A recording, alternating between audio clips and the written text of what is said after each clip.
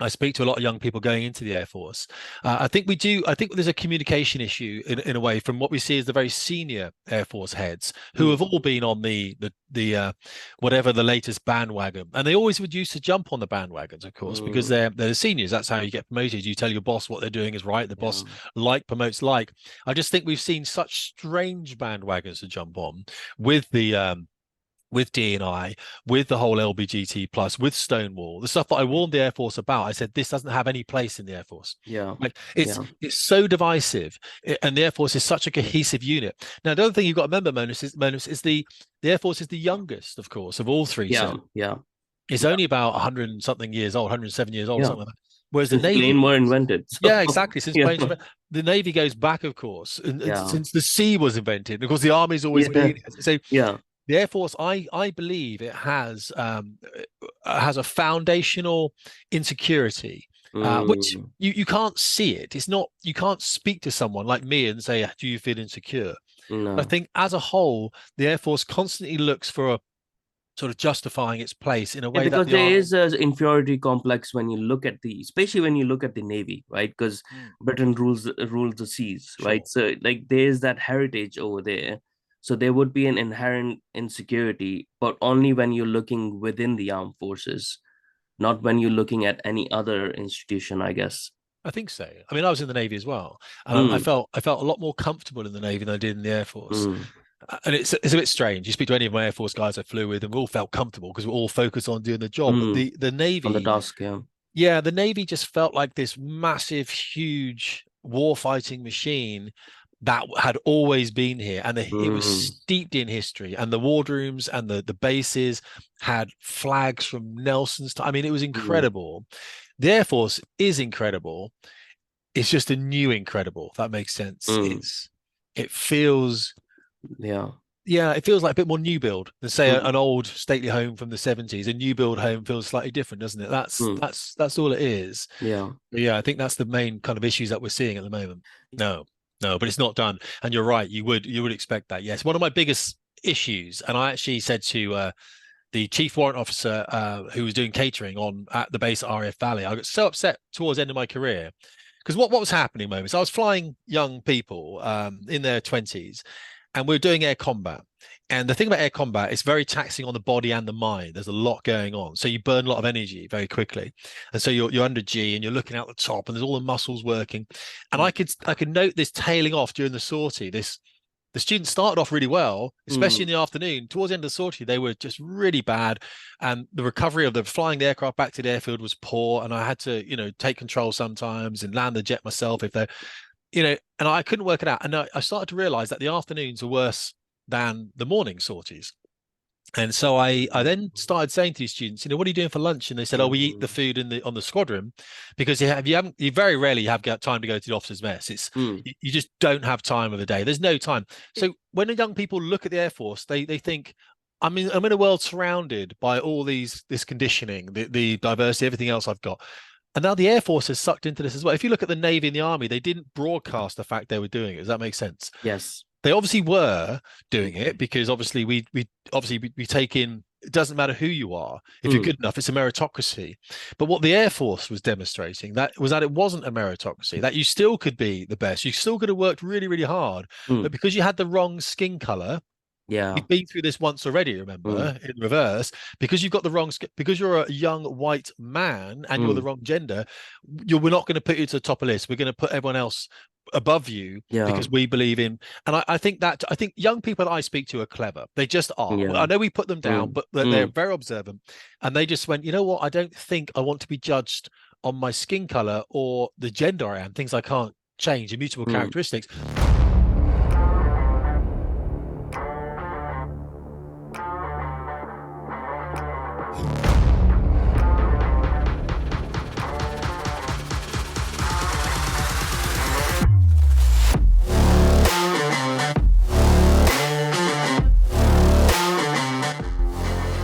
Hi there, everyone. Welcome to the World of Momos podcast. And today we have a very special guest with us, an ex-RAF pilot, Squadron Leader at that, Tim Davies. Tim Davies is also an international speaker, writer, and high-performance coach. He also runs a pro online flight school, Fast Jet Performance, and you can find the details of it on fastjetperformance.com.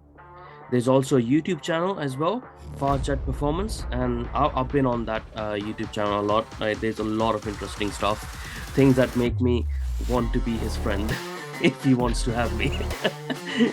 And along with several other TV appearances, has also been on other podcasts, like the episode of Notice Eaters on the history of aviation, which I had been watching, and I'm going to go back because there's a lot of things that I didn't understand over there. But it is a lot interesting about the history. I'll put all the links in the description below.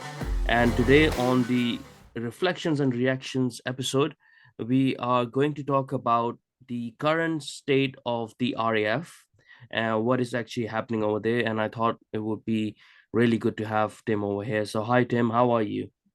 Yeah, good. Thanks for having me on. It's lovely to see. I follow you obviously on Twitter, and I'm very interested in what you say. So it's great to be on here and have a chat with you. Yeah, it's really great for me as well to have you over here, because I've been looking at your YouTube channel. There's a lot of like good thoughts that you have, like proper, you know, sensible thoughts and stuff. So I thought, I watched in this program on Channel 4, Top Gun Inside the RAF, and it raised a bit of concerns. It was really interesting to know like how the RAF actually works, and but also I saw there's a gap between the older, like the instructors and the recruits, and it's not just like a natural gap that you would have anyways between recruit, but there was an attitude gap, and there was a sternness gap. You can how you can see in people's faces, some faces are softer than the, you know and you wouldn't expect those faces to be in RAF, if you know what I mean. Yeah. So has there been a lowering of standards? Well, my job was the officer commanding standards. That was my job in the Air Force, which is still a piloting role. I mean, it's a role that you add on to the role you're doing already. And so my job was to maintain those standards, which is why when I came out of the service in 2018, when I came out of the service, to be fair, nothing was going on with everything hadn't happened. So the COVID hadn't happened, George Floyd hadn't happened, diversity, LGBT, all that stuff hadn't happened in the way it's happened now, the way that we've had this onslaught. So we're very much concentrating on the flying, very much concentrating on the expertise aspect, which is why I run job. Yeah, it's the job. So I run the school now in a very similar way. I run a small online flight school, as I said. But so my job was to make sure people were focused on that task of proper, mature aviation and delivering a weapon system to a battlefield for the crown, of course. And that's what the Air Force is about, protecting the sovereign state of the United Kingdom. Now, when I left, I think about a year later, we started realizing something was going on. And I took the fight to the Air Force for the issue with diversity, where, of course, as I'm sure you're aware, they actively prevented young white men from joining. Yeah, it was so. I saw that and I could not understand. I was like, any other country in the world, if they did that, their people would like revolt. Like, what are you trying to tell? Like, what are you trying to tell me? The people, the native population of this country, like, is the one who is most invested in the security of this country. So how can you even think about that? And plus, it's RAF. Go on merit. Well, yeah, and if we look before 1950, we had a very small amount of minorities in the United Kingdom. I believe it was less than 20,000. It just happens to be that way. So what we've seen, and we're diverging a little bit, and we can talk about this, is over, since 1950 to where we are now, over the last 70 years, of course, we've seen more immigration, and it's the rate at which the immigration is happening, not the fact it is happening. No one cares. We're British. Of course we are, So getting back to the Air Force then, I think what's happened, I speak to a lot of young people going into the Air Force. I think there's a communication issue in a way from what we see as the very senior Air Force heads who have all been on the whatever the latest bandwagon, and they always would used to jump on the bandwagons, of course, because they're the seniors. That's how you get promoted. You tell your boss what they're doing is right. The boss promotes like. I just think we've seen such strange bandwagons to jump on with the with D&I, with the whole LBGT plus, with Stonewall, the stuff that I warned the Air Force about. I said, this doesn't have any place in the Air Force. Like it's so divisive, and the Air Force is such a cohesive unit. Now, the other thing you've got to remember, Manus, is the Air Force is the youngest, of course, of all three. It's only about 100 and something years old, 107 years old, something like that. Whereas the since plane Navy, were invented. yeah, So exactly. Since yeah, planes, the Navy goes back, of course, and yeah, since the sea was invented. Of course, the Army's always yeah, been. So yeah. the Air Force, I believe it has a foundational insecurity, which Mm, you can't see it. It's not, you can't speak to someone like me and say, "Do you feel insecure?" But I no. think as a whole, the Air Force constantly looks for a sort of justifying its place in a Yeah, way that because the there Army. is an inferiority complex when you look at the, especially when you look at the Navy, right? Because Mm. Britain rules the seas, right? Sure. So like there's that heritage over there. So there would be an inherent insecurity, but only when you're looking within the armed forces, not when you're looking at any other institution, I guess. I think so. I mean, I was in the Navy as well, and Mm, I felt a lot more comfortable in the Navy than I did in the Air Force. mm, And it's a bit strange. You speak to any of my Air Force guys I flew with, and we all felt comfortable because we're all focused on doing the job. But mm. the On the Navy, task, yeah. yeah, the Navy just felt like this massive, huge war-fighting machine that had always been here, and it was Mm, steeped in history. And the wardrooms and the bases had flags from Nelson's time. I mean, it was mm, incredible. The Air Force is incredible. It's just a new incredible, if that makes sense. mm. It feels, Yeah. yeah, it feels like a bit more new build than say an Mm, old stately home from the 70s. A new build home feels slightly different, doesn't it? mm. That's all it is. Yeah. But yeah, I think that's the main kind of issues that we're seeing at the moment. Yeah, because see, the thing is, like, RAF can find its relevance or compare itself with other air forces in the world. And from how I saw RAF, so I don't know if you know, I was born in Kuwait. I lived there till I was 15. Then I moved to Pakistan and I lived there for 10 years because my parents were from Pakistan. And then I came over here in 2010. But I always wanted to be British, sort of thing. So I looked upon, like, the all the British institutions as sort of my institutions, even though I was in some other Yeah, country. yeah, And yeah, RAF for me was sort of was the pinnacle. And there's a reason behind it, because when I was 16, 17, I wanted to be a fighter jet pilot, as most kids, as most boys want to do it.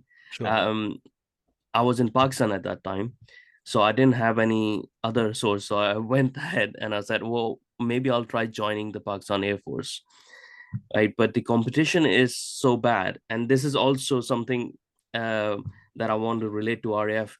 The competition is so high that I think so there were around 200,000 people in my region who applied, Wow. and they were Yeah. only going to take 24 out of them, and then 20 or 30 more aeronautical engineers. So I gave the aptitude test, and I was in the top. I was in the top list out of those 200,000 or whatever people. Uh, but the medical was so severe. I didn't pass the first thing because one of my foot is more flat-footed than the other. Both of my foot are flat-footed. So because of my flat feet, they said no, we can't have you on. You can become an engineer, because it's like their lines are so severe because they have to choose so much. Yeah. And still, every year, I didn't go to engineering because I just wanted to fly a plane at that Yeah. time. Yeah. And yeah, and like if you want to go fly private planes and stuff, the especially in Pakistan, the tuition fee is so high Mm. that you can't do it. That's why people also want to go into Air Force to sort of get that out of that flying experience out for free, sort of a thing. But the thing is, like, when you compare that to RAF, I see that the people who want to apply, that rate is going down. Like, It people want is. I to think so. join. You know, and I for me, I cannot understand, because I read a lot of history and I love British history and stuff, and I would think like the first any young person who is looking for an adventure, or just have a purpose in life, they would be looking at the armed forces because of its such history and stuff, to be related to it. But I don't see that in young people, and I don't understand what the disconnect is. So you can, so here's the thing. I'm not a father, right? So I haven't got any children. But the fathers I work with, obviously, we talk about these things, and what we notice is that children see how fathers act. They don't necessarily listen to what fathers say. Does that make sense? So if a father is using the gym, I've got a nephew who's 10. So Yeah. whenever the nephew comes to my house, he doesn't have a dad, my nephew. Okay, he doesn't got a dad, he's got a mum. Whenever he comes to my house, I'm in the gym. I'm lifting stuff. I'm on a run. I'm eating healthily. I'm showing him Yeah. how to behave. I'm not telling him what to behave. Naturally, when we're young, we rebel against stuff. I think the Royal Air Force has got a show and tell problem. What the Royal Air Force did is it showed it was duplicitous. It showed that it was happy to fall in to all these nefarious trends, the D&I, the LGBT plus. And what I was saying at the time was, no, be apolitical with this. Be the Air Force. You're the Air Force. You're very good at professional military aviation. Don't start coming into the whole LGBT plus. That's always been in there. We've always had Yeah. diversity. Yeah. We've always had But D&I. it doesn't matter. Like, it's irrespective. Exactly. So it's an addition. So when the young people look at the Air Force, they think, I'm in a world surrounded by all this conditioning, the diversity, everything else I've got. And now the Air Force has sucked into this as well. If you look at the Navy and the Army, they didn't broadcast the fact they were doing it. Does that make sense? Yes. They obviously were doing it because obviously we take in, it doesn't matter who you are. If you're good enough, it's a meritocracy.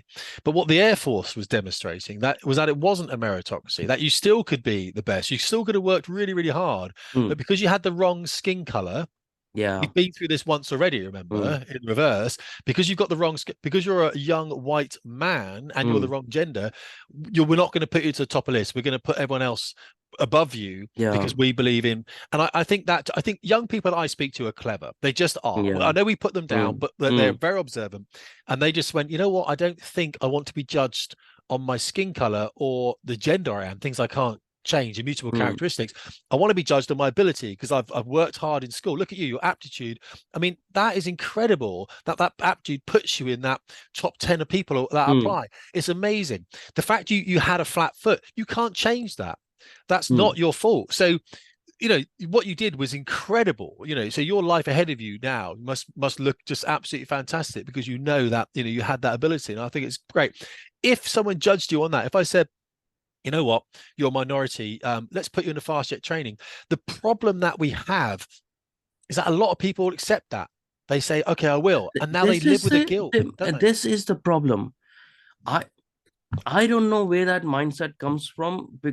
If I was recruited because of the color of my skin, I would not take that job. But you're a good man, Momus. That's the problem. And you're a good man, and you've had a good upbringing. Obviously, you've had good parenting, and you're around good people. Yeah. And you're a morally, I mean, I'll read you on Twitter, you're a morally righteous person. I mean, you're a good person to have around.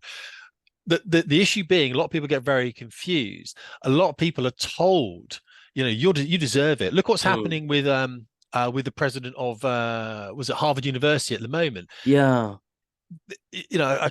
Gay, her name is, I can't remember her first name, but of course she's been told the whole time that you're right for this job because you deserve it because your skin color. Yeah. And it's not true, but she believes it, and it gets her into all sorts of trouble. It's not necessarily these people's fault when the Air Force is turning around and saying, we think you.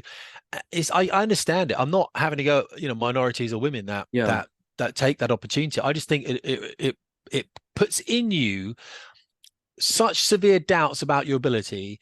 I think people will struggle through flying training, and if not kill themselves, they will probably kill other people because this is the thing. The danger to their colleagues, right? So what I saw in there was, okay, fair enough. Anyone who wants to go into the armed forces, all the best to you because you are taking on a special responsibility sort of a thing. So it's a good thing that people want to go over there, regardless of the color of their skin. Yes. But you can't put people in that position to, as a token to show yourself, oh, look at us, like we are so diverse. It's like when the enemy comes, they're not gonna give one single fuck if you're diverse or not. They're gonna see what flag you have on your, and then they're going to attack you on that way. And if you don't have the right people with the right, who have the right temerity, they are going to fall. They're going to crumble, and not only they're going to endanger themselves, their colleagues, this nation, and the crown. They're going to be failure on every single one, and it's not really going to be that their fault because it's the fault of the leader who's putting them in those positions. And there's certain episodes, like some people online got a bit cross with me for criticizing the RAF on on that documentary. But what I saw in one of the last episodes, a lot of different things, but what I saw were these two trainee pilots, Hmm. and they were clearly overweight, Okay. and I I just couldn't comprehend, right? So, Yeah. and my wife is Polish, right? So she was watching this with me, Yeah. and I was ashamed, like, because she's over there, a very proud Polish person, right, watching it with me, and I was ashamed that this is on TV for her to see how sloppy people that they are recruiting, like what are the standards. I Yeah. felt sort of like, like a visceral shame Yeah. as a Brit, like what is going on, what is being represented, because they are going to put other people. I'm not saying, I'm not doubting the passion of those individuals, but I'm doubting the what is going on with their squadron leaders and so on, that they're not putting them, because they're trainees. Why are you not Yeah. putting them 7 years of training? How are they not physically fit? Yeah. Yeah. I mean, well, we can talk about that if you want. We can talk about Yeah, yeah. diet, nutrition. So I think one thing people should probably understand about fast jet flying is the aspect of time and Mm, the lack of time you have for anything else. So when I speak to people now who leave fast jets, F-16 pilots, F-18, Americans, Australians, French, whoever it is, and I speak to a lot of people, they write to me, or they're in my school, and I say, why did you leave flying the F-18 in Australia? Invariably, the same thing comes out. And that same thing is it takes over your entire life. There's no time for anything else. mm, Now, when you're a young person, you haven't got anything else to do. Let's be honest, really. I mean, you yeah. finished university, you're in you've done school, college, university. Flying training is another thing. And Mm, so you just go, oh, I'll do another. It should have been 3.5, 4 years, and it extended to 5, 6. Well, no, it extended out because of the failures of the privatization of the flying training system. However you want to look at that, but either way, it's a long time, and you chug through it, and it's kind of fun and it's interesting to do, and you got people there like yourself, but it takes up your whole time. It's residential. You live on the base. Girlfriends come and visit you, or mm, boyfriends, and you go and see them. But it's 9 to 5. Well, it's not 9 to 5, crikey. But it's even the weekends you're doing things. yeah. It takes up your whole time. Now, with that in mind, when you're young, that's not too much of an issue, of course. But Mm, you don't get much time for exercise, and you have to eat the food that the military is giving you, because obviously you pay for it as part of yeah. your pay, but it comes Mm, out, and the food tends to be very good, but it's not, I would argue, based on any nutritional healthy. mm, It's very much your standard British fare, as it were. yeah. And also, I'm guessing one size fits all as well. Oh yeah, Not yeah, like what you yeah. would expect us to treat our soldiers like the Premier League players, right? So Oh their yeah, you would. nutrition is Yeah, so, like individual yeah. based and stuff. It's not hard to do. No, no, but it's not done. And you're right. You would expect that. Yes, one of my biggest issues, and I actually said to the chief warrant officer who was doing catering on at the base at RAF Valley, I got so upset towards the end of my career, because what was happening moments, I was flying young people in their 20s, and we are doing air combat. And the thing about air combat, it's very taxing on the body and the mind. There's a lot going on, so you burn a lot of energy very quickly, and so you're under G and you're looking out the top, and there's all the muscles working. And Mm, I could note this tailing off during the sortie. The students started off really well, especially in mm, the afternoon. Towards the end of the sortie, they were just really bad. And the recovery of the flying the aircraft back to the airfield was poor. And I had to, take control sometimes and land the jet myself if they're, and I couldn't work it out. And I started to realize that the afternoons are worse than the morning sorties.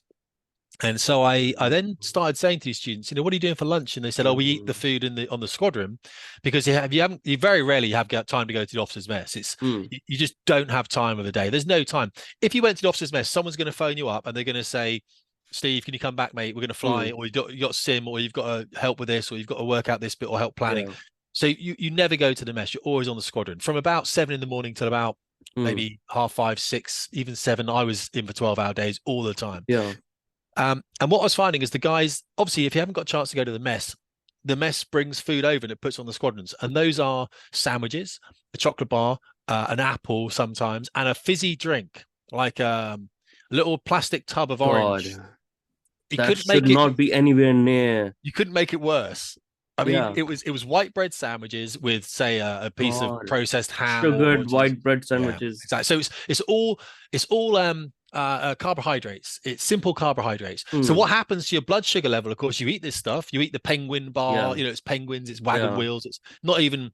You eat that. Even an apple, of course. I know it's got the fiber, but it's still a glycemic load. And then your blood sugar goes up. And then you get into the aeroplane an hour later or 2 hours later. You go flying, and your blood sugar drops.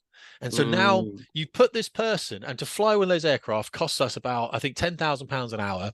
You may have an Exactly. instructor, you've got a student on your wing, you may have another instructor and student. Yeah. So if we fail the sortie for a student, it's going to cost us 20, £30,000 every single time we refly it. Just fuel and everything else. So I would say to the students, I'd rather you didn't eat anything before you flew. And they'd say, "Oh, Mm. but my brain, I need the energy." No, no, no. We can do fasting throughout this sortie, because I want to get rid of that glycemic drop, that Mm. that that that drop. So I spoke to the chief catering officer, and I said, what officer, lovely bloke actually, and I said, "Look, come on, Mm. this is ridiculous." He said, "I can't do anything about it." And I said, "What if I took a picture of this on my phone now, of Mm. what you've just fed these young pilots that are going flying with me in a Mm. minute?" And I took a picture of that, the white bread sandwich next to the penguin, next to the apple, next to Mm. the Panda Pop fizzy orange with a Yeah. little straw at the top. I took a picture of that. I then sent it to the Sun newspaper, and I said, Mm. "That's what we're feeding our British pilots. Yeah. That's what we're feeding them."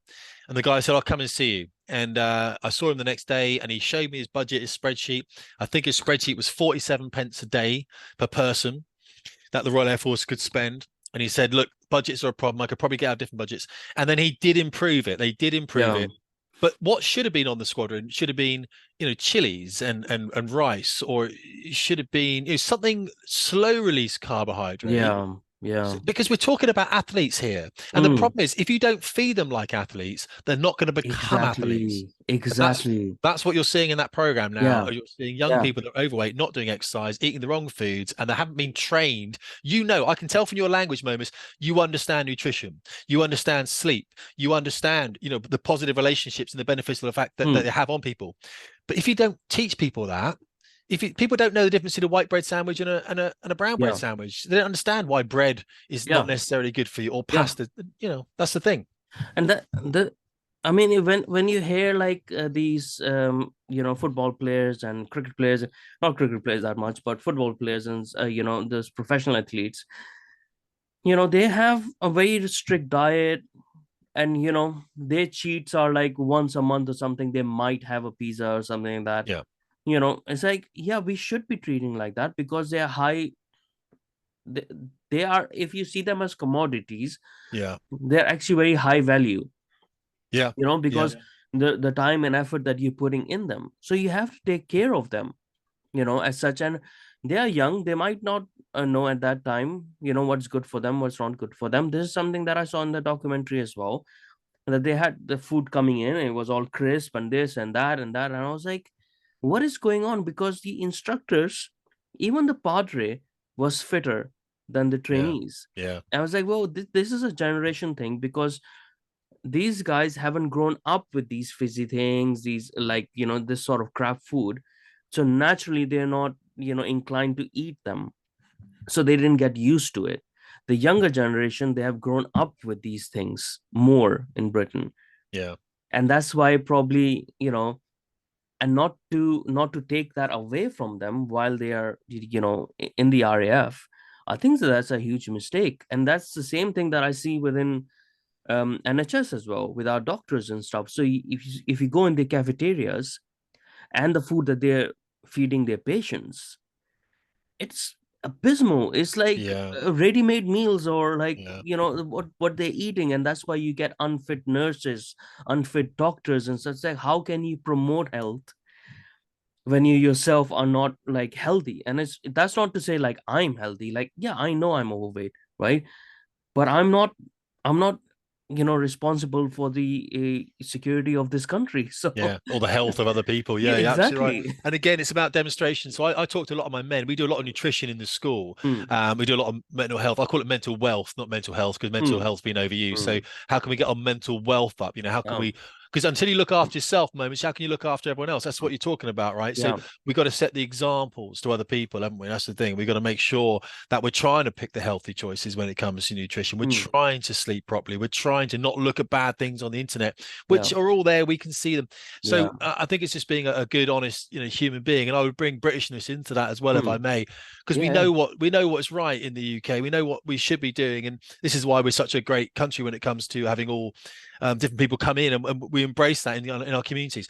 So the other thing I would like to bring up, though, when we talk about these young people, is the environment of flying, whether it's fast jets, multi-engine, or helicopters. It doesn't matter. And I would say the same thing with things like engineering Mm. or anything that's reasonably technical, where you're expected to uphold a standard and you're expected Mm. to be of a level. With that comes a certain level of stress. Yeah. So, and Yeah. we know that stress, as I'm sure you know, does promote inflammation within the body, of Yes. course. And then, of course, with that inflammation, we get illness, we can get disease. We don't sleep properly. We then, on top of that, we put poor food choices into that, don't we? And it Yeah. all culminates. And the way we think has such a massive effect. And if we're thinking negatively, we don't get the sleep we require. We don't heal. So Yeah. a lot of these pilots are permanently ill. And what I mean by that is they're always nursing a cold or a cough Mm. or a headache. They're always feeling bad, and they don't understand that eating those white bread sandwiches or going home and eating a lasagna every night. Yeah. I used to do it. I'm the same. You eat whatever you can, ready meals. You Yeah. haven't got much time. So everything is geared towards making these pilots less healthy as opposed to more healthy. And Yeah. that I Is think, the environment like, mm, if you create a better environment for them? That's why I'm saying, like, that's why I'm being very careful not to criticize the trainees or sure, the people sure, who are joining in themselves, sure. because it takes a special kind of person to even say, like, I want to join the armed forces, because you're putting yourself in a high risk situation, and you have to have the love of a country up to a point, at least a minimum, to say that I'm going to fight for my country, right? So that's why I'm careful not to criticize them Oh yeah, no, that don't much. worry. Yeah, It's the environment that I'm, like, ticked off at, because it's like, well, we know these things, we are applying these things in our other areas within this country. Then why are we not clued on to this, that we are actually, to save money in the long run, you have to create an environment where the best can flourish. So instead of wasting our time with DEI, LGBTQ, and all that crap, right? That personal things that shouldn't matter. This is something that we should be focusing on. yeah, The yeah. nutrition, all throughout our institutions who are emergency sort of services and armed forces, nutrition should be our priority. Forget about everything else. And nutrition and exercise, and, like, let's make our emergency services and our armed forces as healthy as possible. Because if someone, I was watching that documentary, and if someone else is watching that from one of our enemies, Russia or China, they'll be rubbing their hands. They'll be like, look at them, you know, look at them, and then look at us. It doesn't matter the technical ability. We probably have better technical abilities, we'll do fine. But it's the impression, that the pre-impression that puts on your enemies, that deters them from even thinking about doing something to you. Yes, yeah, And that doesn't come across, because what I saw was, like you're saying, about even the environment, the food and stuff like that, the stress, not being able to deal with stress, that lessens the confidence. And that's what I saw in a lot of those people. I was like, no, no, the pilots that I know of in my head, the pilots even in the Pakistan Air Force that I saw, like, around the bases and stuff, they were cocky, right? They were arrogant, not to a bad extent, but they were confident, and they're yeah, confident, like, sort of like, went out, and you could see their confidence. To Because you have to make those split second decisions. yeah, These people, some of them, like, probably not all of them, obviously only some few of them that they put on that documentary, they had doubt, and you could see they were second guessing themselves. They're trying to be more safe. There's only one person that I saw, I forgot his name, and he was the only one that looked like a fighter jet pilot, because he was on it, like, and he was like, he was put in a pressure situation, but he was calm. He didn't say fear or scared. All the other pilots were talking about, oh yeah, it's a scary situation, oh yeah, like, you have It's All like right. that shouldn't be part of your language. No, it's interesting. I didn't see them all because my wife started watching them and she said, "Don't bother," because it's a different Air Yeah. Force now. I left 5 years ago. Yeah, I things was picking change. up on that language, you know, like Right. how you describe a situation Yeah. describes you as a person. Yeah, it That was does. the Yes. that was the only person that didn't say he was scared or something. Yeah. So self-talk's Yeah, important. You know, if you think about self-talk, I can do this, I will do this. You know, and it's interesting when you talk about that, but don't forget though, and I know you don't. So this is more for your listeners because I know yeah. obviously your podcast is going to be you're going to be huge over the next few years because Oh, people are thank going to you. listen to you. Well, you're an intelligent, clever man, and you're empathetic and you have humility, and those characteristics are going to drive you forward in very positive ways. The government doesn't necessarily want you to get old. So it's in the government's, because it's Mm, got to pay you a pension when you're 65. I mean, you can imagine how much people have got to work to pay you a pension. The pensions that say I'll get in 15 years are going to be paid by 22-year-olds in the yeah. workplace. It's not in a pot. So the government, this is why it hasn't banned alcohol advertising. This is why it Mm, still promotes unhealthy foods to the population. If we really wanted to have a healthy population, you'd ban, like we did with cigarette advertising, you'd yeah. ban alcohol advertising, you control the drugs, you'd stop all the Yeah. drugs, you'd make people eat healthy food. You'd ban unhealthy food. You'd ban salt and sugar levels in food. You wouldn't Mm, allow it. You wouldn't allow fizzy drinks. yeah. One of my sisters, she's addicted to Diet Coke, which I think is worse than Coke. You know, Yeah. Diet Coke is Yeah. worse than so. Yeah. You know, she's got Because this the things that they put to take out the sugar. because the chemicals, and we need to start Yeah. reading the back of those packets. Yeah. Now, my argument with those young pilots, they're thinking as they've eaten. So they've eaten poor food, they've had poor sleep, Mm, they've had mm, poor physical exercise. No one forces them to do any exercise, and therefore they have doubt. If you go back into look at Spartans, look at mm, warriors, mm. look at special forces guys. They're confident because they're working out, eating healthily. They've got the backing of other men as well. Other men telling them, right, you're not fit enough. We're going to go to the gym together. That's a Yeah. very powerful thing when men say that to each other. I'm using men because Yeah. you're man on man. Yeah. Yeah. But Yeah. Yeah. you know, but in the flying that didn't really happen. And we used to have Americans on the squadrons. I trained Pakistanis actually. He's very Mm, good pilots. One of my guys was killed actually as he mm, returned. It was quite sad on takeoff. I think it was a MiG-21. He crashed unfortunately. But yeah, we trained Pakistanis. I had guys out in Pakistan. The Royal Air Force trains the Pakistani Air Force. In fact, mm, Central Flying School it trains Australians, Canadians. So mm, good Air Force. We had some Americans on the squadron, and most squadrons will have a small gym, like mm. small weights and nothing Yeah. much.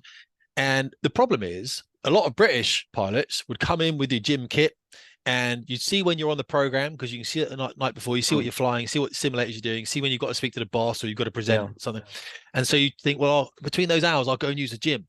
And you tend to not have time to go to the main station gym, so Mm, you tend to use the squadron one. So you get changed, you go there, and then the tannoy will go off, and it will say, "Squadron Leader Davies, can you call the ops desk?" So I've got to go and find a phone. Hello, Squadron Davies, can you fly in about an hour's time? When's the brief? The brief's in 10 minutes.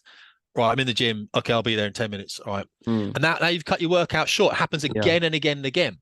So what the American pilots do, quite interesting, that we didn't do. The American pilots would say, "Well, don't get changed, don't get into sports gear. You haven't got time." And we Mm, say, "What do you mean?" They say, "Well, we don't."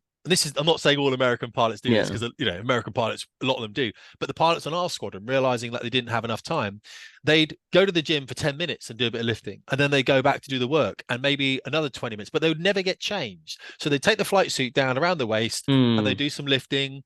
Yeah, you can't yeah. really do much running, can you? But you do a bit of exercise Mm. just throughout the day, and it will all add up. So that when they were called to fly or called to do a sim, or it didn't matter because they've done a bit of their exercise every day, and it's the cumulative, it's the adding up of that But that's all. exercise. Do you think that's also the confidence, like that they have Yeah, I to do. make their own Yeah, decisions, right? To adapt yeah. and to be The flexible, Americans are right? good like that. Yeah, they've Yeah, got really good and flying training we system. are like so much steeped into red tape that even our pilots cannot think. It's like, oh no, I have Yeah, to, you know. yeah, you're right. Yeah, because I've got to ask someone's permission for it, that kind of stuff. And it never used to be that way. I say to my school now, guys in my school, I say, be there when you're told to be there. And it's like a revolutionary concept. It's like, I don't care what you do before, I don't care what you do after, but we've agreed that you're going to be there at this time, be there at this time. And I think people look now, understandably, I think it's almost intentional in a way that we're becoming sheep in the country. We're Yeah. relying on a Yeah. bigger government. We should be Yeah. small government. We're waiting for the government to tell us what to eat, waiting Yeah. for the government to tell us what to do, waiting for the government to tell us how to think. And Yeah. Yeah. that's the problem. And that eventually is gonna come down in all aspects of our country. And Yeah, I didn't expect, because before I came to England, obviously you don't know England, but you come with an idea of England. It sure, depends, like if you love the country or not. Most sure. people who come over here only come for economical reasons. They don't really love the country. But I chose for a reason to come over here because I wanted to be part of it. But in my head was the history of Britain, right? The historical achievements and stuff. And I didn't when I came over here, I found a stark difference of obviously what my idea of Britain was and what Britain had actually become, you know. Right. And first of all, when I came, and I think so, it is like a whole national identity, because I believe every nation has a soul, right? And when you start messing with that soul Yeah, I is agree. when Yeah. you start getting disconnect, right? Mm. When I came to London in 2010, I lived there for 8 months, and I did not found that to be England. I was like, Yeah, I think London maybe. I was like, there's hardly any English people around over here, Yeah, yeah. right? So, and people are like, okay, I can say that. If you say that, then you're racist, right? No, I still say it So, because I'm an yeah, Englishman, I right? know, I So know, I yeah, know. I mean, yeah, you should. But this is what pisses me off. It's like, that's not the point is not like, being racist or not being racist.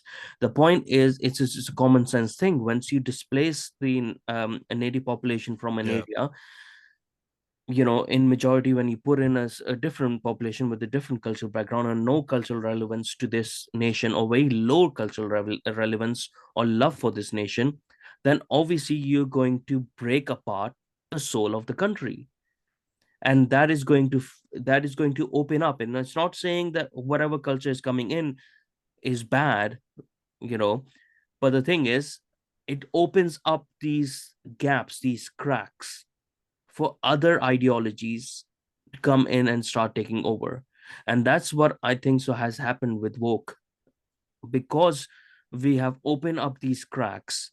We have become unconfident in our own abilities, in our own nation, become too timid, that we have allowed a foreign idea to come in and take over, so that, oh, someone can lead us. And that's what you're saying as well, like that sheep mentality. Because once you become a sheep, then anyone can become a shepherd, and you don't know the yes, yeah, intentions of the shepherd then. yeah. Really valid. Really, really good way of putting it as well. And I really like that. Yeah, and the shepherds, there are some very nefarious people who have ill intent, who are happy to guide the weak. And they see them as weak, aren't they? And they say, "Well, I'll do this." The issue, I still speak out about it because I was born in the United Kingdom. My father was a Welshman. I'm an Hmm. Englishman. I married an English woman, Hmm. and I would never go to Pakistan and try and tell the Pakistan government what to do. And I would You don't never. have enough white people in your government, by the way, is Pakistan. Yes, yes, that's No true. diversity over here. No, that's right. Yeah, yeah, yeah. And it's incredible when you think about, I mean, this is the thing. People argue against the conservatives, and I'll argue against the conservatives as well. But we've Yeah. got such a massively ethnic, diverse conservative government in seniority. I mean, Rishi Sunak was born in Southampton. I was born in Portsmouth. He's an Englishman, but Yeah. his heritage, I believe, is Indian heritage, isn't it? I Yeah. think. Yeah. Yeah. So and then we've got Suella Braverman, and so it's incredible. But and of course it's not incredible. They're British people. It's not like you're a Yeah. British man. It's not an issue. It's expected of you, right? So Yeah, immigrate, yeah, and also when it comes to immigration and inclusion, whatever the hell, right? yeah, yeah, yeah. It's not a right. Okay, I see it as a privilege. The Yeah, country is giving you bloody privilege to be a part of it, even though you were not born there, or even if you were born there, even though you have no roots to that culture or that country, sure, you given privilege to be a part of it. sure. Then Yeah, the oath that you take in that moment, you have to fulfill it. And you have to, at points, you have to even do it more than the ones who are native.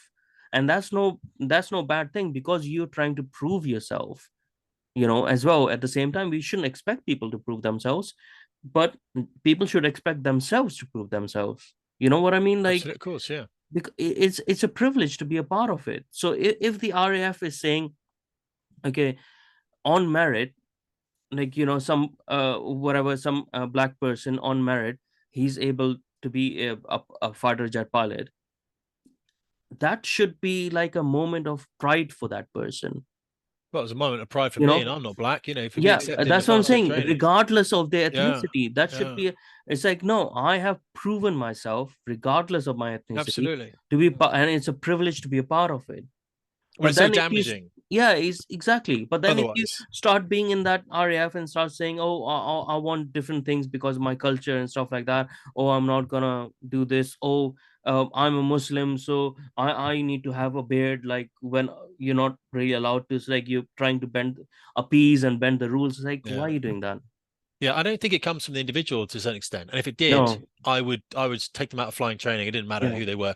I trained many people, and of course, women, men, different religions, different ethnicities. It didn't matter to me. Now, when we're in the fast jet, of course, moments, I'm sure you realise that when the student's in the front of the aeroplane Yeah. and I'm in the back, I can't see them. It doesn't matter. Yeah. All I can do is tell them how good they are, their ability, how much they're learning, what their rate of learning is. Mm. So we didn't have any. There's no cross cockpit. There's no racism in here. Yeah. The jet's going Yeah. to kill you, isn't it? The jet, Yeah. no, the Exactly. jet doesn't know. You don't get in and go, by the way, I'm a black man from. You don't. Yeah. So it doesn't What does it matter. matter? I just don't understand. Well, it doesn't matter to the individual. It doesn't matter to you and Yeah. I because we're intelligent, but it Yeah. matters to the government and it matters to weak leadership within, say, Mm. the Royal Air Force who think they've got to go along with this diversity thing because it looks good for their reports or whatever it was. And it was Yeah. entirely toxic. Now, I've got mates in the Air Force. I've got mates who I don't even know what nationalities are, but their skin color is like Yeah. yours. It's not like mine. So it's a darker skin color. They've got family that was born outside the United Kingdom. They've got British nationality, as they wouldn't be in the service. So whether they were born outside, whether they were born here, it didn't matter to any of us. We didn't see them as anything different. In fact, someone phoned me, must have been about a year ago now, and they said, "Tim, do you realise that Fred was a black dude?" And I'm like, Fred who? They went, I won't tell his name, but I'm like, Fred. Oh yeah, I flew with Fred on Hawk back on 2-8. Yeah, it was a black dude. Yeah, he was a black dude. Yeah, it's the weirdest thing. I Yeah. never thought about it. And he Yeah. said, yeah, he never thought about it either. We never thought about it. But now he's the boss of this station, which is a very big station in the UK.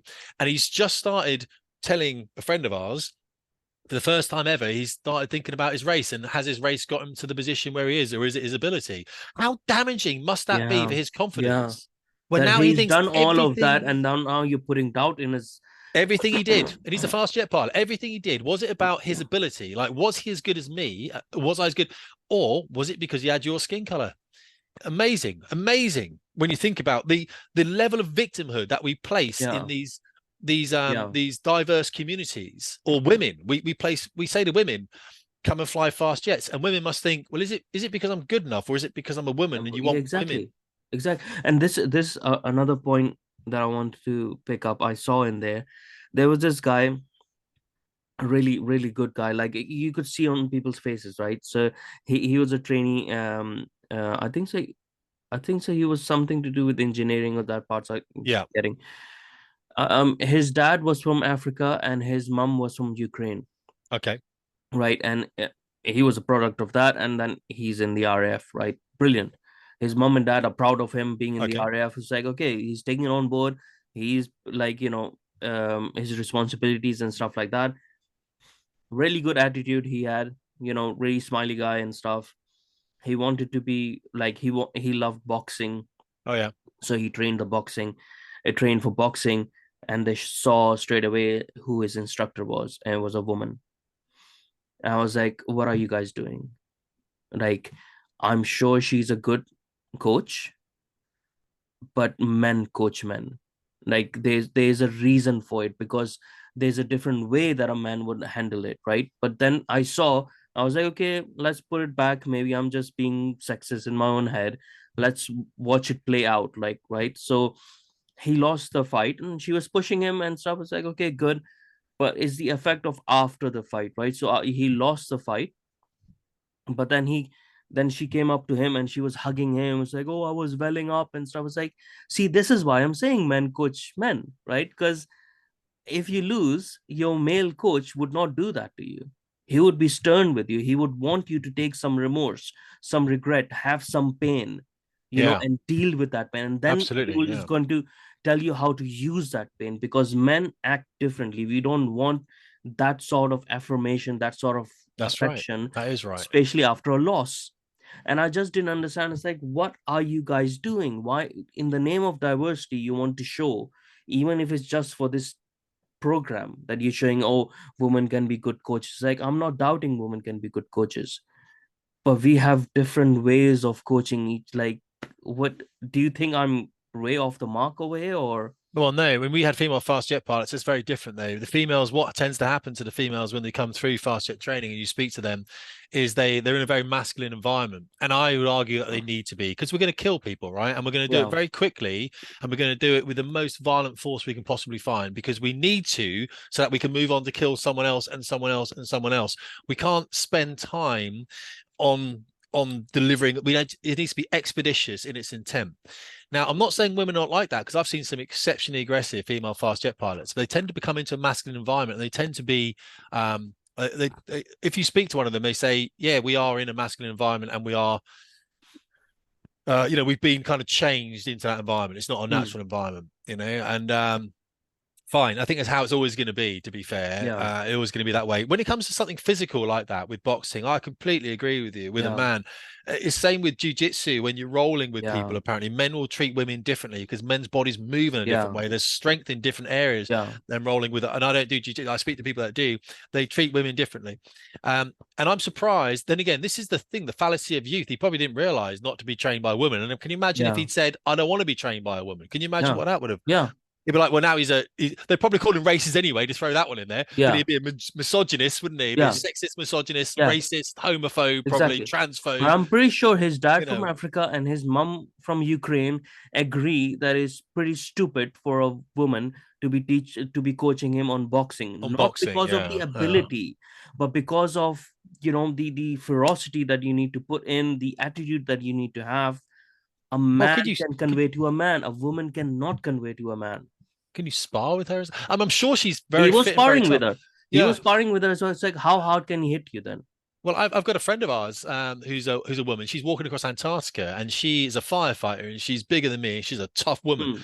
but they're a minority are like that. A Yeah, very small amount of exceptions. people. Exception, exactly. And you don't make rule for exceptions, you make It's rule for general. for general, exactly. And so maybe this woman was an exceptional boxer, and maybe the way that maybe there will be discussion after the thing, and maybe he'll say, look, I don't want the hugs. I say this to my wife. I say, men want discipline. They want Yeah. structure. They don't want. It's like the way that, if you've ever gone through marriage counselling, and I have, by the way, Hmm. many, many times, the way that, and also, I would never go and have a female counsel me about marriage. Yeah. If I said to my Yeah. wife, we ever do It's this straight away again, your fault anyways then. exactly. So yeah, Yeah. I can't win. I said, next time we do it, it's got to be, we're going to go and see a man, because a man will tell me what I need to do, right? You need to do bang, Yeah. Yeah. And of course, that's just the way men don't seem to react to women in the same way they react to men. No. Because like in my school, it's about discipline, because we want discipline. And that man will probably say to that female boxing coach, don't, in the future, that doesn't help me, you treat me like that, Yeah. and saying it'll be all right next time. It's not, I don't want that. I'm going to get punched in the face. I need to hear that I've got to put more effort in. I've got to be more disciplined. I've got to be more structured. I've got to eat better. I've got to sleep better.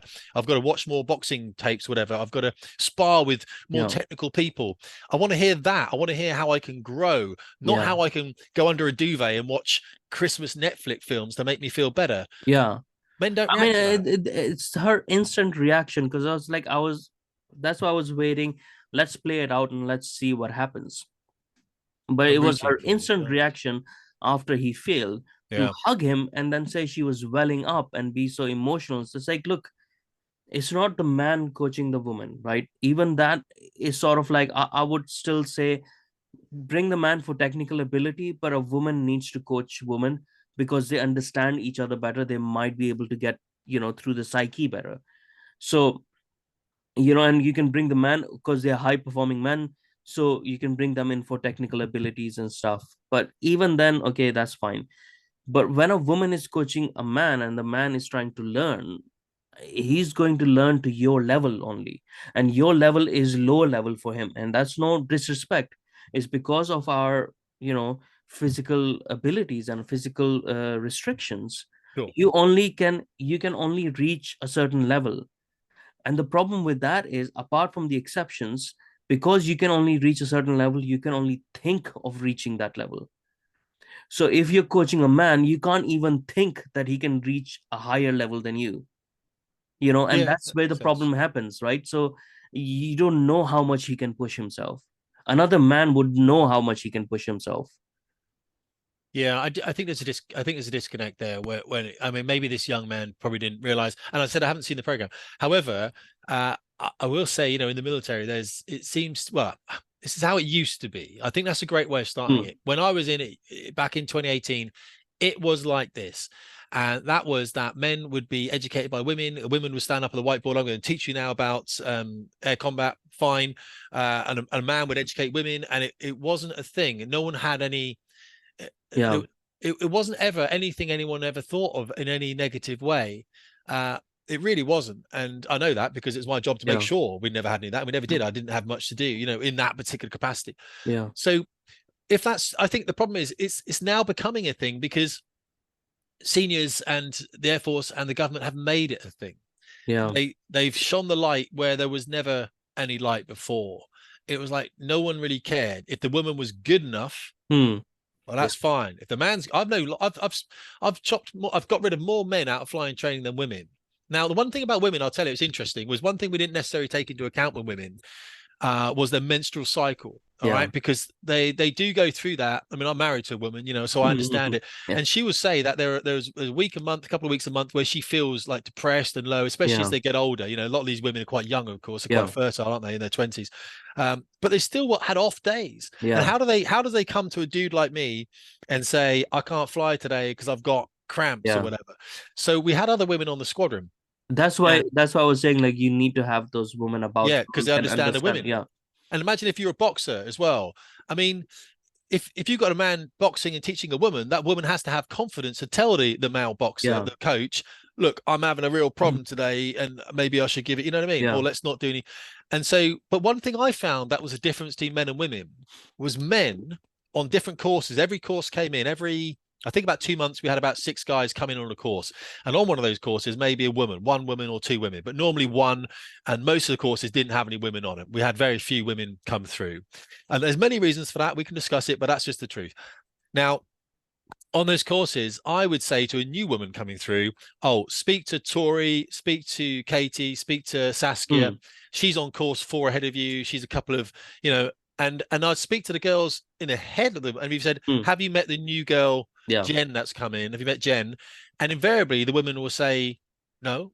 And I say, oh, do you want to speak to Jen and just make sure that they say, why do I want to do that? Now, they're in such a masculine environment, they didn't see themselves any different from the men. yeah, Yet women have unique issues that men don't have. yeah, So I would say to these women, you need to, you're wearing G pants now. You're pulling like 6 or 7 G, this across the abdomen. You're wearing these G pants. You have issues in your bodies that we don't have as men. yeah.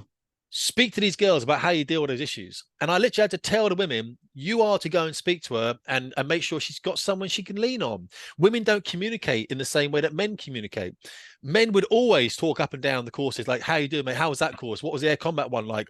Oh, yeah, what course are you on at the moment? I'm on this course. We're doing instrument flying. Oh, that's a nightmare, mate. This is what I did. Here's my notes, mate. Let me send you this. This is how I kind Hmm, of got through it. Women don't communicate in that kind of thing. Whether it's a competition issue, I don't know. hmm. But we always had an Also, issue with that. maybe they're because they're being told, because we are equating men and women, right? And this is the Yes, yes. problem, Could be right? that. So Yeah. because we're saying like you have to be as good, it's like the levels are different, the standards should be different, the expectations should be different, you know, and probably you have to, standards should be same, like you have to reach those standards and stuff, but they shouldn't be told like they have to become men to Yeah. have their rights or to be better at something. They don't have to be men, they have to be the best version of themselves. They Yeah. have to Yeah. be, the woman version of it. So when they're trying to be men, that's why they're becoming more masculine. And that's why they're saying, okay, this masculine woman is okay doing these sort of things. So that means we can put women in all sort of situations. So there's those sort of things probably that is going on as well. And I we have think you're to right. realize Yeah. that it's not as if, like, women have served in the armed forces for a very long time. They are a very valuable member of the armed forces. Like, not many countries have women in the armed forces, and which is great. Like even our women are willing to fight, sort of a thing, you know. But we have to realize not to put them in situation which is not natural to them, because Yeah. that's when mistakes are going to happen. Yeah. So one thing I'm going to talk about, and you're right, because I used to have women come into my office, and I had a big office, and they would come in and they shut the door. Now, outside the office was a woman, more senior woman called Susan, who did a lot of administration. And I'd say to the woman that came into my room, Tori or someone, I'd say, Tori, open the door, because and she'd say, no, it's fine, Yeah. because I had to protect myself against her leaving them. She never would. These women, they never would. We fly them, we trust them with our lives. Of course, they never would. But Hmm. even the boss would have his door open if there was a woman there. And of course, the problem was, well, she won't tell you something confidential. You know what I mean? How can you? So then you bring a third party, you bring another girl in, or you bring a bloke into the room. Then you can shut the door, because now you've got, now you've got some. But all the girls, the women, we trust them and they trust us, because we all fly together. So they come in, they shut the door, and they sit down and go, I've got a bit of an issue with whatever, and they talk to you. I'd always open the door and say, Susan, I've got Tori in here, and Susan were like, yeah, because everyone trusts each other. Yeah. But you try and the women are so, they've been so masculating, if that's a word, in a masculine environment, that they treat themselves as men. It's an interesting thing. So they would shut the door. They just come in and treat themselves Yeah. like men, and But you've got then to always they are protect them. putting themselves in that positions that will affect them negatively or can affect them negatively. Yeah, it could. But is a bloke going to go into a room when she's the flight commander, when she's the boss? Is a Yeah. bloke going to go in and say, I need the door left open? No, of course he's not. He's going to shut Yeah. the door. Yeah. Yeah. So I think that's the problem that we've got, is what we had was a high trust environment in the Royal Air Force, a Yeah. very high level of trust. We always say the rules are written in blood. Here's a Hawk T2 in-flight guide right now. This is Yeah. how to fly the Hawk T2, not checks. It's not how to operate. It's all fuel figures and stuff Yeah. like this. It's an operational document, but it's written in blood. So guys come back from the sortie and they mess up, they do something wrong, they edit this document and they make it correct. So it's Hmm. written in blood, and everyone trusts it. Everyone trusts it, and they trust every document, because we know it's written from people going through significant hardships. When you take that away and you say, let's listen to the woman more, or let's listen to the I know the Indian kid more who's come Hmm. in or whatever, where's that trust gone? Yeah. Do we promote That's a him, or is good he? point. Yeah. There isn't any trust, and I need to trust people. A lot of the time my Yeah. head's down in the cockpit writing, and I've got a student at low level at 250 feet doing 500 miles an hour, and I'm just writing some stuff down. I've got to be able to trust that the guy's able to do it, that they have the ability to do it, not that they're there because of their gender or their sex. And I think we're entirely promoting the wrong message. And I think actually we should look at communities like yours who understand that masculine, that feminine divide, probably a lot better Yeah. than my community do, because we've gone very liberal in Hmm. the Hmm. UK and in America, very Yeah. liberal, whereas you guys do have a lot of tradition. And maybe this is one of the benefits of having a not high level of immigration, but having immigration in the UK, is that we can learn something from the communities that do come in here. Yeah. Yeah. I mean, and it's not only like changing the standards of technicality, because sort of like, let's say you have to push a massive stone, Sure. right? So the way to push a massive stone is going to remain the same no matter what sex you are, what ethnicity you are, anything like that. But we can look at the fact that you pushing the stone will have different effects on you and different level of energies and sort of like that, and we can adjust on that. But that doesn't mean like we change the whole playbook and then start changing the shape of the stone because you can't push it. Yes. Yes. you know Yes. and this is what I was seeing in there, was people in that documentary, that people are being put in places, not their fault, but perhaps they're not fully capable of performing their duties, but at the same time also that there are not that many, that they're having now less and less choices because they have gone so divisive, that they have dissuaded a huge portion of the population from even joining the armed Yeah, I forces. believe that. I You believe know, that. They say they haven't got a recruit. I know the Royal Marines said they haven't got a recruitment problem, but they say that at the same time as they start bringing out loads of adverts to recruit. If you notice recently as well, what you're seeing is more adverts, especially from the United States Army and the United States Air Force, where it's purely white mm, men. It's not even yeah, women, it's white men. yeah, And I think they realize that their core demographic, the demographic they could always rely on, is not joining anymore. Mm. And it's not because that demographic is racist or sexist or homophobic or transphobic. They're just dudes that want to fly airplanes, or dudes that want to Yeah. carry guns, or dudes that want to fight for their country, but they don't believe their country wants them to fight for them. Yeah. Yeah. That's the difference. So they want to stand and fight for the country because they believe in the country. The disconnect comes from when they believe the country doesn't believe in them. And that's when you stop. And that's when these adverts come out saying, oh, white people come and join. And the Yeah. guys I speak to now, they don't believe they don't believe they're going to actually ascend in any way possible in the military anyway if they've got white skin. It's Yeah. the hardest Oh, job right now. what a place to put these people. What the I hell are we know, doing? I Because know, it's like there should be no DEI. It's so I bloody know. stupid, It shouldn't be in right? there. Because Yeah. okay, you want let's say if you want different ethnicities to to invest in national endeavors, in our security and stuff like that, then you raise the standard of the military. You Yeah. You get raise the better standard. Yeah. nutrition, you get better Yeah. environment, you get better thing to attract people, so the best of those people would want to join, so they would start applying. Make yourself better.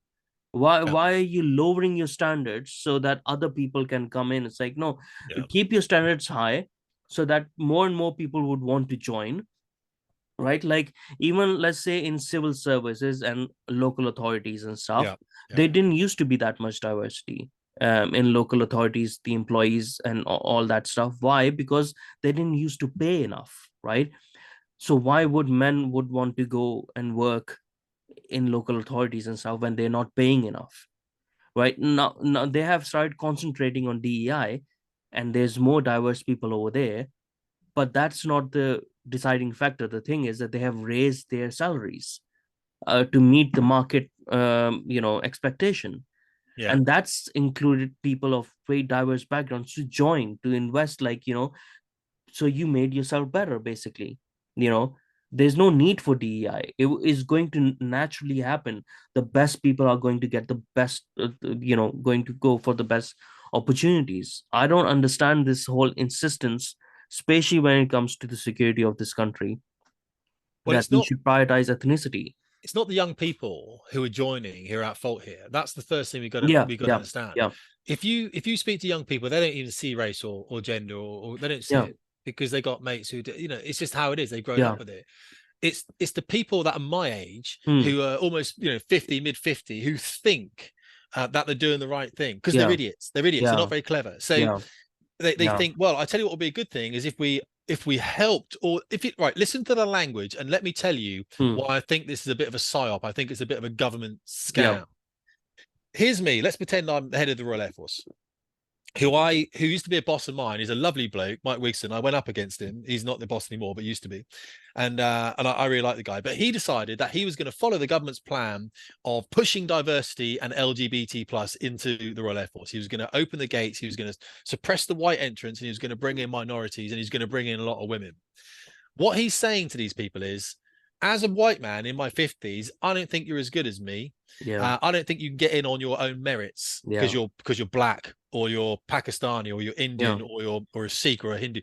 You're not as good as me, so I'm going to have to help you a little bit because I'm a white man in my 50s and I was obviously really good, but you're never that good. There's other white men there that are going to be better than you, so I'm going to have to help you. I'm going to suppress the white men down here. I'm going to give you higher scores artificially to help you get in. You not see what that does to the mind of that young black person or that young woman coming in? It literally tells them you're no good. You wouldn't be able to get yeah. in here unless a white Hmm. man allowed you to do it.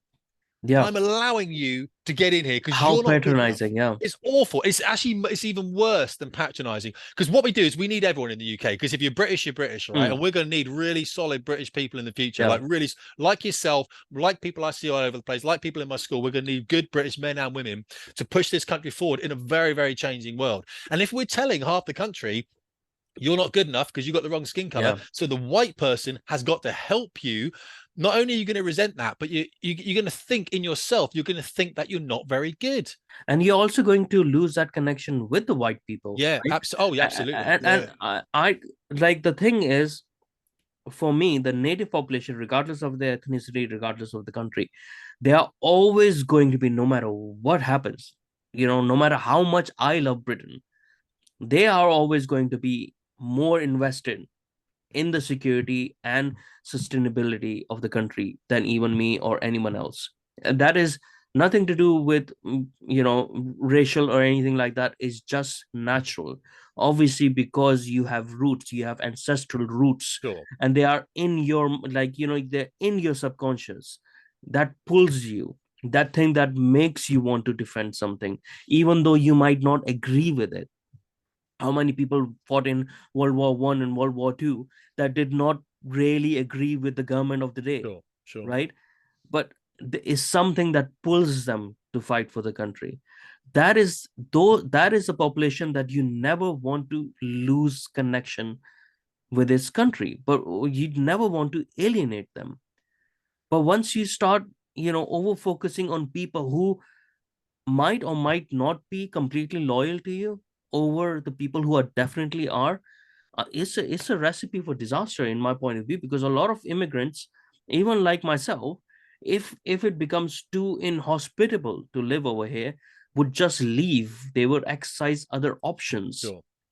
and they would be in the right to do it, because they it's like, well, we made a deal to come to this country to be part of you, and if you're going to be, Go inhospitable somewhere to else. us, Yeah. then Yeah. what do you think I'm going to do, sort of a thing, like, it's only gonna, like, the people who love the most are only gonna be the ones that are left. But the bloke that was born over here, whose dad was born over there, whose granddad supported the same football team that he supports, that connection, it's not that easy for them to just leave, No.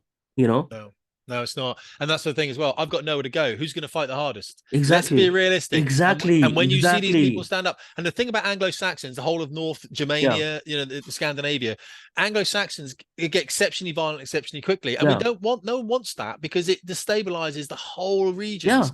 So when people, and also, don't get me wrong, you've got people of varying intellect in the UK, mm, and some of these people are very quick to we see it to riot, do whatever, yeah and or to strike out in racism and yeah violence and everything else. yeah And no one wants that, because people are misinterpreting what the messaging is. yeah I think there might be some, I don't know any. There mm, may be some white English guys like myself who say, oh, black people are, I know, come out with some yeah racial slur. Black yeah people, I know, are yeah I know, knife crime. Black people yeah commit knife crime. And if you look yeah at the statistics, it's kind of even. I think it is a bit more yeah black youth than white, but it's very even. It has been even for years. But there might be some people that are labeling that. Then they say, so that white person might say black people into knife crime. Black people don't do anything productive. Black people shouldn't be in the mm, country. Now we're going to go and force yeah black people out of our yeah neighborhoods. Now we're this is using what that violence. creates when you keep on Exactly. ignoring the Exactly. people. You keep ignoring the people, they are going to let out their frustrations, Yeah. and it's misunderstood. Most of the, like, 99% of the racism or anything or stereotyping is out of ignorance, is out of Yeah. Of course frustrations, it and is. people don't know how to Of articulate. course. Of That's the course. problem of articulation of your thoughts. Like, people don't have proper ways of articulating their thoughts, and that's where it comes from. It's only one minute 1% that is actually inborn, sort of a weight, sort of a thing. But the more that keep on frustrating people, it's gonna come out. Yeah, it It's not boils gonna be over. anything good. So on my board here, I've got sleeper cells written there because I did a video on it recently. Not on that, but I Mm, mentioned it because I grew up in a time of the Irish Republican Army, so the IRA in the mm, UK, and there were random bombs going off and killing people. And what we saw in Prague yesterday doesn't look like that, to be yeah, fair, but it is that stereotypical of everyone's in a city and then someone strikes terror into that. That's what mm, terrorism is about. And what I'm about is, look, even the British government now is warning us to be careful around British Christmas markets. That yeah, never happened before in the history of the UK. No one's, and since the IRA days have we yeah, been told to be careful and watch out for things. So the massive, but this is so rare, and it only takes one event, just one event, and that will have a massive. You'll see like the indigenous. I would say not uneducated. I would say just people who are not maybe interested in the nuance of politics like you Yeah. are. Yeah. They might not be able to break down an argument like you Yeah. can as well. They don't have your kind of intellect and your Hmm. empathy and your humility. They don't have that. Yeah. So they just lash out because it's the easiest thing Yeah. they do. And they go and maybe hit someone, or they go Yeah. and riot, I or don't blame them. I don't yeah, it blame them. doesn't take That's the much, does thing. it? They've got nowhere else But to go. That's the thing. yeah. They can't leave. You can't. I couldn't go Yeah. and work in Australia because Australia would say to me, "What are you bringing to Australia?" I have to say, Yeah. "Well, I used to fly jets." Well, we don't need you to fly jets now. You're 50. All right. Yeah. They wouldn't let me in. Yeah. So I can't go Yeah. anywhere. It's the Yeah. only country I've got. These kind of people, they are seeing their country being like, Well, that's how they see it, for don't they? lack of better word, Yeah. like they're seeing their country being sold and being raped again and again, Sure. right? And Sure. they're like, okay, the politicians are not on our side, and like, the frustrations are That's how building they up. feel. And Yeah. Yeah. even even if it might not be true what they're seeing, like you said, it doesn't matter. The perception is built, and the people who are in charge are doing nothing to educate them or to articulate the situation Yeah. better. They're Yeah. not making that effort, because for them, they have disregarded this whole kind of set of group of people who are frustrated with the situation as far right. That's it. I We know can it's put them awful. at that neat box, and now we don't have to communicate with them. It's Isn't that like, awful what are though? you doing?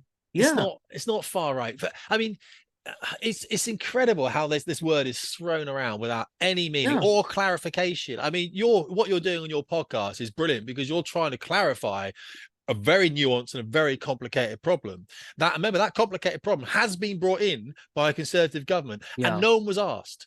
No yeah. one was asked, like, do we need immigration? I think it was like 1 million last year or something in Hmm. 1 year. It's definitely over Yeah, 700,000. it's No one's asked ridiculous. that. It's No one's ridiculous. asked. The Even as rate an of, immigrant, I'm saying, like, what the hell are you guys doing? Because well, it belittles your point as well, doesn't it? It makes your existence within the country even less significant because now there's another million of you, and all of a yeah, sudden people it's are like, well, pointing at I you. came to this country to be a part of this country, not Sure. to destroy this country, Absolutely, yeah, right? yeah. So And what? I read about the amount of social housing that was occupied by I just said Somali. It was a Daily Mail. It said 50% is occupied Yeah, by Somali immigrants. And you're like, is there a war in Somalia that I missed? I don't know. But either way, yeah, is it whatever, economic? like foreign to us, like Yeah, yeah. basically, like, Is it economic migration now? yeah. Is that And because there's I just can't? so many people who are homeless. There's so many Yeah, vets who are homeless and stuff. And yeah. just to close the discussion and bring Sure, it back sure. to RAF, the problem is, like, when these things are happening, immigration and all that stuff, this is why I'm worried, because we have to spend more money, space, social housing and stuff, more money on health and welfare, and we are already spending more than we earn on health and welfare, Yeah, right?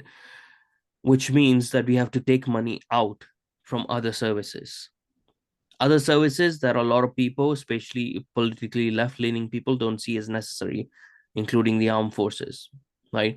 They will only see it necessary when it's too late, that's and right. a country has already attacked us, right? Yeah, So, and then they will start taking, and that's where I see RAF, other armed forces, they're trying to justify their budgets. They're saying, look, how diverse we are and stuff. We're giving opportunity to other people.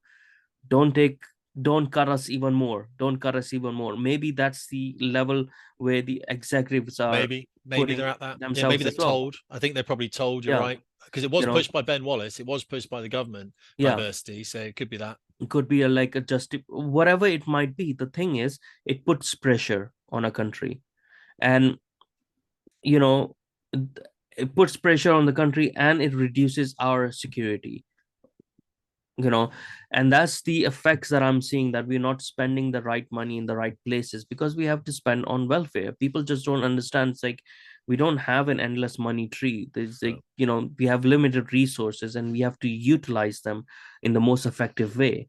And right now, in this current world, in this such an unstable world, where we can see that the era of peace is actually ended, and what is coming ahead is not going to be as peaceful as we have seen since the Second World War, right? There is going to be more conflicts. There is going to be more trouble that is coming up. So we have to be more prepared. We have to be more prepared to secure our borders, first of all, to make sure our systems are prepped up, and that we are putting enough resources and the right kind of people in our armed forces, regardless of their ethnicity. It's the Yeah. aptitude that we should be looking at, like not their, what a characteristic they have. Yeah, and it's a foundational insecurity with these individuals as well. If you reach out to minorities who haven't really, I mean, so I joined with obviously some black people and some women and whatever minorities in between. I Mm, cast it off because it meant nothing to me, and I don't yeah, mean that to belittle them. What I meant was we're all joined to be pilots, right? yeah, No one talked about race. No one cared if it was a woman on your course. Like yeah, zero people cared. Like yeah. no one cared. Um, so I join with those people. Now, if we're reaching out to try and encourage those people to join who may, I mean, I started in air cadets when I was 8 years old. Oh, no, I was in Cubs when I was 8, and then air cadets when I was 12. And so I had all this reading I'd done. I was interested in the Air Force, like you, for a very Mm, long time.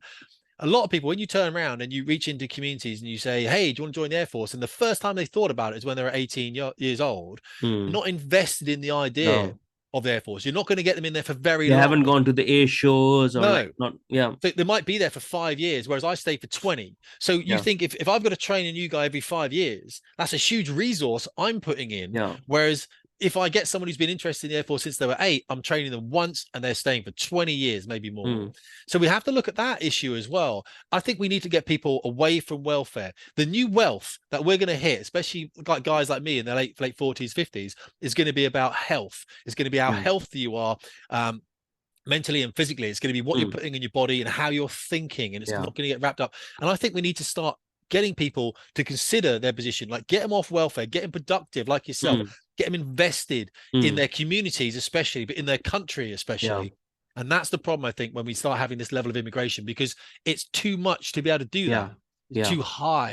And yeah, that's the problem with Air Force. We never needed to encourage people to join. You needed to raise your standards. You needed to yeah, say it's harder to join the Air Force, and then everyone else raises their standards to yeah. try and join the Air Force. That's the thing. That's the thing. So that's what I saw in Pakistan Air Force as well. Their standards became so high because they had so many people coming in, Sure, and now we have sure. to, yeah. But yeah, I mean, the nutrition aspect and the exercise aspect and stuff like that, the health aspect, that's very important because we have to lead by example as well. So Sure. our politicians have to portray themselves as doing that.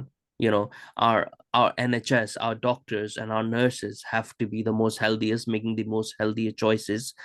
So and not them individually their fault, but the environment that they're in, catering should be provided for them for free anyways, for nurses and doctors, and the best nutrition according to their health. They're in the best place to monitor that Yeah, for it each should other, be. like what the hell are we Yeah, doing? yeah, it should you be. know so when we won't even need to ban things that much then, because when we see these people, when you go to see your doctor and your doctor is fighting fit, you know nurses are fit, right? So you get encouragement from them. It's like, oh, what are you doing like for it, or what are you kind of eating?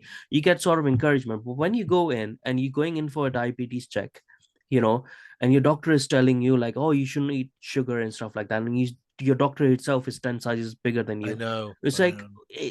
you have to lead by example. You can't have a pedo priest telling you to be Yeah, not good. touch kids and stuff. Yeah, exactly. Exactly, right? It has to be led by example. And that's what I thought, like, when I watched that video of RAF, all the instructors and stuff, they were good examples for the trainees to put on. But I felt like they couldn't convey that to them. Yeah, they probably weren't. They Like, probably felt they couldn't, could they? Because yeah, in the same to way, that yeah. extent, like, eat right and do this Well, right and that. do you see how damaging it is, though? So Yeah, we're not able to be ourselves. They yeah, talk about bring your best self to work. They talk all this rubbish, but they don't yeah, want to see my best self, because if I'm instructing, yeah, I'm a disciplined, pretty much straightforward guy, yeah, and you're not going to like me very much, but you're going to be safe and you're going to be very, very good as a yeah, pilot. I'm going to bring you out as a yeah, war fighter that's going to keep yourself alive, and you can go back to your family at the end of the night, but you're not going to like me very much, probably. You know what I mean? yeah. But I'm going to keep you alive. Now, could I do that today without someone No, putting a charge at no, me or telling me they were offended or that I was no. bullying them? Or I probably couldn't. I've never bullied anyone in my life. I've never ever. Mm, There's nothing you've yeah, seen ever. I've got a YouTube yeah, channel. You know that no one's ever yeah. accused me of anything. However, nowadays they might do. I've been accused by the British Army, by two quite young people, of things. Of what do they accuse me of? I don't even know. They launched on me with some kind of woke attack. You know, when they scream, Yeah. and I've just gone, right, I'm going to block you because you're idiots. But that's coming out of the young British Army now, and I Yeah. see quite a lot of that in the British Army for some reason. It seems to be this virtue signal. They had to virtue signal that I was in the wrong and they were in the right, which is cool. I'm Yeah. just like, dude, you're right, I'm wrong. I'm happy with that. But it wasn't enough for them. They had to then retweet and repost and Yeah. Yeah. and get their friends Yeah. involved, and then and contact companies I'd worked for, and I'll do a YouTube video on it in the past. I don't want to Yeah. put anyone down. But nowadays, that's coming out from a very young generation, and I wonder whether we're losing the ability to fight wars. We can Well, this train is for war. the see, Tim, this is the thing, and people don't understand. Like, this scares the hell out of me because I am looking at things how my mind works 20 years ahead, 10 years ahead. I'm seeing these conflict. I have different cultural references, and what I'm seeing is this: not people not in that whole documentary not being ready for war. Training is something else, right? And all these woke shit works in training only. Sure, These sure, it people does. don't know how to No, deal with PTSD as well. no, These no. people don't know how to deal with PTSD. They are talking about, oh, talking with the men, or like, and I'm sorry, it doesn't work like that. When men have PTSD, they don't just want to talk about it. They need to be active in Sure. doing things afterwards, right? If a man is being suicidal because of PTSD, you can't just tell them, oh, we're going to talk about it, oh, your feelings. No, no, no. Yeah, You talking have to doesn't work. you have to remind the man of his bloody responsibilities, and that if he thinks about suicide, who he will be letting down. That's what I do. I get hit for that, John. You see my videos where I talk about suicide. I mean, the two I see of the Royal Air Force wrote a That's a common suicide note, sense and route. I did a video about it, but I got a lot of hate for that. And in fact, that was one of the young Brit. And I said, no, if you're the two I see of the Royal Air Force, you don't go and kill yourself. You go and get the help you need, and Yeah. you should be surrounding yourself with people. I mean, you're the second in charge of the Royal Air Force, and he had 30 years. 30 years to go and sort that out, and he didn't. And you're absolutely right. We have a responsibility of men to lead other men, and Yeah. that can be really uncomfortable sometimes. And a lot Yeah. of our days are Yeah. very sad, hard days. Yeah. We have to suffer Yeah. as leadership. Leaders need to suffer in order that those behind us don't have to suffer as much. No. But some people want the easy life moments. That's what they want. They want the easy life. And war, by the end of the day, is a man's game. No matter how inclusive that we have to be, unfortunately, whatever it is a man's endeavor. It is a man's Absolutely. game because we can endure more, But and we also, we're can more put sacrificial, aren't we? They're willing to kill more of us than women. If you look at how exactly. many women were allowed to leave Ukraine, weren't they? But no man was allowed to leave Yeah. Ukraine. So But the thing is, they didn't mind because they understand, even their men would not mind, Ukrainian yeah, men. no, no, no, of They course not. understand the dynamics. Like, look, it's not to put one sex down or the other sex No, down. no, no, no. We have our functions, and Sure, there's a reason why in a society, there's reason why ancestors upon ancestors, we have protected our children and women. Why? Because we can repopulate our communities sure. afterwards. So men have to protect. We are the providers, we are the protectors, we serve, sort of a thing. So all these woke ideas work in training. Yeah, yeah, no, And it's true. this is my fear, that when it comes to war, those men that I saw, some of them, not all of them, some of them, like, they were like prepared, like, um i hope I hope there was only few that they picked in the documentary just to show their woke side, and it's not filled the RF. Like, that's what I hope, because I didn't see confidence in their faces, that if an enemy comes in, like, yeah, they done the task. Oh, people were praising them. Oh, they done the sortie. It's like, okay, that's very different. That sortie that you just did, you waved off the Russian plane. Yeah, of You actually 99% in your mind, you already know they're not going to fight you, because course you do. Yeah, they're not there for war. no, It's a tense situation, but that's fuck all. That's yeah, nothing compared to what will actually happen. Your dogfight training is still in your training, yeah, right? You're not, the chances of you dying are very low, right? But when it comes to the actual war, are you prepared? I didn't yeah. see that. No, and I I agree. And I saw a couple of those episodes. I didn't see them all, but I'm not the guy that's going to launch on the Royal Air Force and say, "Oh my God, everything's so bad," because it's no, not. yeah, yeah, It's a different Air Force now to me. You know how it is. yeah. So, but no, I agree. I think it's a very changing times, and I don't blame the young. As I said, the young No, people. no, never, no. I don't know whether it's The for the environment, the parents. environment. The That's what I'm environment is a blaming. great Yeah, way. The environment is the best way of yeah. looking at it. It's because everything. because they had like a lot of aptitude. All those kids who were there, they had great attitude, they had great aptitude. It's just that they are not being enabled.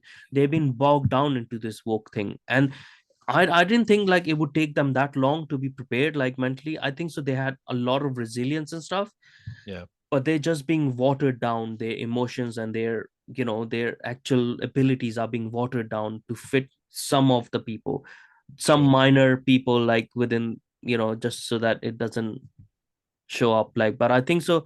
I don't think so. Like it's a complete disaster, but I think so. It's a point where people should, you know, sort of realize that this is what we are dealing with. This wokeness, they should not enter our forces because that's a disaster. Yeah, well, that's it. That's what we try and stop. But it's a different world now, isn't it? We've got some crazy politicians out there trying to tell Yeah, us that when but America's worse, isn't it? But yeah, it's a a good point to end our conversation. Anyways, we've gone over. I didn't no even check the worries. time.